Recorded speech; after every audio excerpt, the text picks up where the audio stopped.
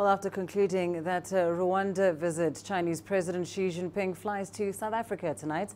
He'll be meeting with President Cyril Ramaphosa on Tuesday before joining other leaders at the BRICS Summit in Johannesburg on Wednesday. Preparations for the summit are well underway. South Africa is the current chair of the BRICS group, which also includes Brazil, Russia, India and China. Several African leaders have been invited to this year's summit with the aim of getting the continent more involved in the BRICS grouping. Well, let's get to the latest now on that summit and preparations. I'm joined from Johannesburg by CGTN business anchor Rama Nyang. Of course, Rama, this is the 10th BRICS meeting of developing nations. What would you say are some of BRICS's major achievements since it was formed 10 years ago? All right then, so the question of course would be what exactly have they achieved in that particular decade? One of the main objectives when BRICS was originally set up was to essentially act as a sort of counterweight, if you will, to the established financial architecture systems that we do have in place, and of course to enhance cooperation among these emerging economies on economic policy, on trade issues. Now, if you look at it over the long run, a lot more trade is happening between some of these countries. Take South Africa, for instance, where we are. There's a lot of trade that's going on between this country and China, about $40 billion worth last year. Trade flows between South Africa and India have also increased significantly, but the story will probably change quite a bit if you look at the BRICS bloc as a whole. There's a lot of trade between China and the others, but between, say, for example, South Africa and Brazil or South Africa and Russia, there's not really that much going on. So in that particular sense, if you're looking specifically at trade and investment flows, the BRICS perhaps hasn't quite lived up to the standards it set up about a decade ago. Lindy.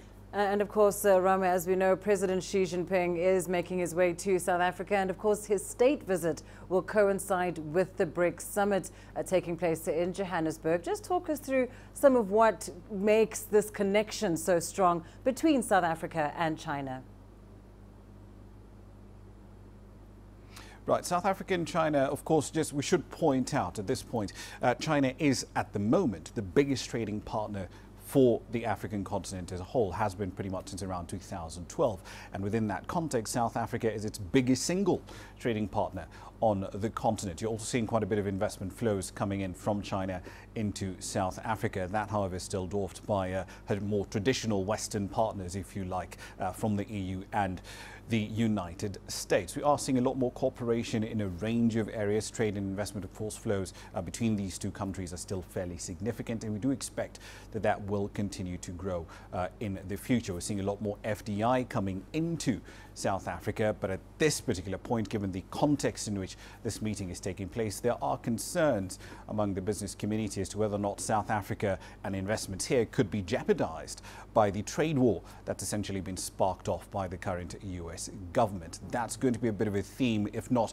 essentially formally on the agenda of the BRICS summit, but we'll definitely see it coming through, hovering around both the BRICS meeting and, of course, a meeting between the presidents of South Africa and China as well. And of course, as you mentioned, not only is China the strongest, the biggest economy within the BRICS grouping, but also Africa's largest trading partner. How has China's cooperation with Africa changed the economic outlook of the continent?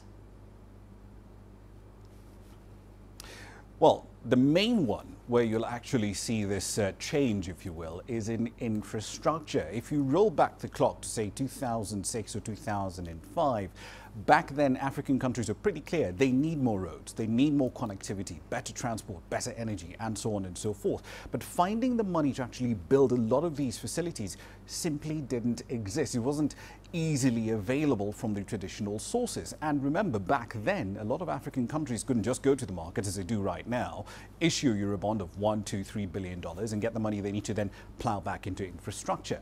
Now, what China did, strictly speaking, is to provide a compelling argument for providing development finance for a lot of different countries, and that's been tapped into readily. China, of course, has provided, for instance, at least over $3 billion for Kenya's standard gauge rail line. There's a bit of concern about the size of the debt, the cost of the debt, the way it's been structured, the transparency around it.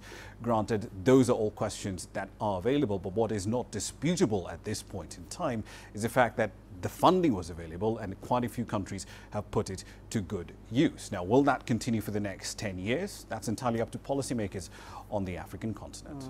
Of course. Well, thank you so much, Ramanyam, joining us there live from Johannesburg ahead of the BRICS Summit, which gets underway on Wednesday.